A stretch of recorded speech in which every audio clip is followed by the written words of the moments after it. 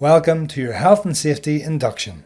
The purpose of this awareness training is to help highlight the key responsibilities that you have as a site user and also to outline some of the significant health and safety risks that you may encounter whilst on site. Thinking about your own health and safety and that of others must be a priority whilst you're visiting or working on our site.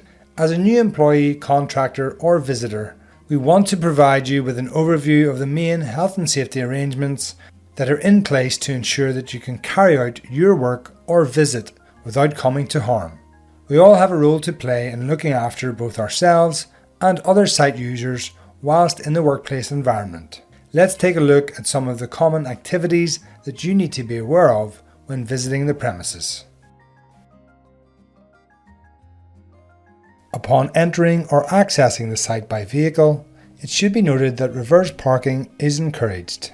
This is to reduce the risk of collisions with other vehicles, plant, and of course, pedestrians. It's important that you stay aware of this traffic at all times. Ensure to communicate with both drivers and banksmen, and also wear high-vis clothing in the designated areas. Use pedestrian walkways whenever possible, and keep an eye out for safety signage across the site. Control measures are in place to manage and mitigate the risk of harm to operators and others who may be affected by the activities. All work carried out on site must be covered by a suitable and sufficient risk assessment and method statement, otherwise known as RAMS, or equivalent. All contractors are required to provide signed copies of task-specific RAMS prior to commencing work. Everyone has a responsibility to ensure that health and safety guidance and procedures are followed during the course of your work or visit to our site. Site users should be aware of trailing cables and stored materials, uneven surfaces and level changes. Stick to designated walkways where possible and always use appropriate footwear for the environment. Everyone can make a contribution to reducing slips and trips on site. Keep your own work area tidy, and if you see a risk, sort it or report it to someone who can. Manual handling relates to the use of bodily force when moving materials or interacting with machinery.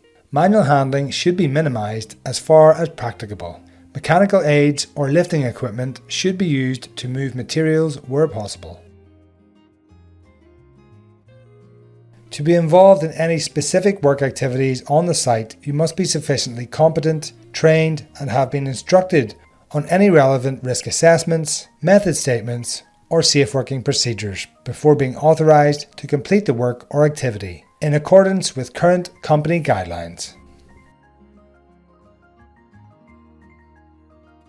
Task or area-specific training may include information on the use of personal protective equipment, or PPE, which may include items such as high-vis clothing, safety footwear, safety gloves, eye, hearing, and respiratory protection.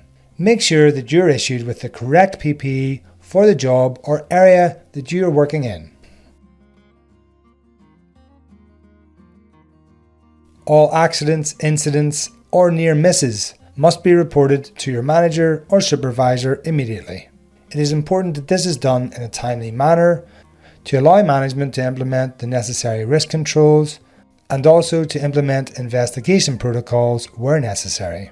If an adverse or unplanned event occurs that had the potential to cause harm, it may be classed as a near miss and it should be reported in the same way. Personnel on site have been trained in first aid or will be designated as the first aid appointed person. The relevant people will be communicated to you via your induction and/or via communication boards on site.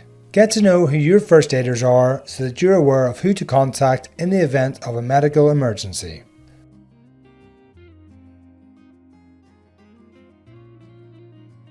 Fire and emergency equipment is placed visibly around site, including call points to raise the alarm in the event of a fire, fire extinguishing equipment and emergency exit and evacuation signage, including your muster or assembly point.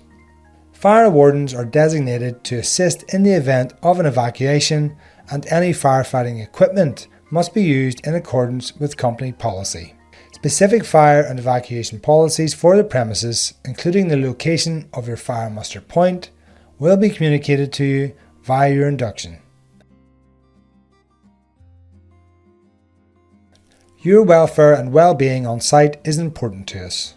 Your site host will provide you with information related to the most convenient washrooms and drying areas. You will also be given specific information relating to kitchen and canteen facilities, and if you find any of these facilities in a less than satisfactory condition, please report it to your site host or line manager at the earliest opportunity. Smoking and vaping is only permitted in designated areas, and some sites are non-smoking. If you are a smoker or vapor, please ask your induction host for further information. All materials must be disposed of in both a safe and environmentally responsible manner. Hazardous waste materials must not be put in standard waste bins or poured down open drains. All hazardous waste must be removed by an approved contractor and in accordance with local waste regulations. Copies of waste transfer notes are required for all waste being removed from site. If you would like to highlight a possible health or safety hazard that you identify on site, or you're unsure about something related to either the health and safety of yourself or others, please report the issue immediately to your line manager, your induction host, or the on-site health and safety representative. Thank you for paying attention to this brief health and safety induction. Let's work together to build a safe and successful future.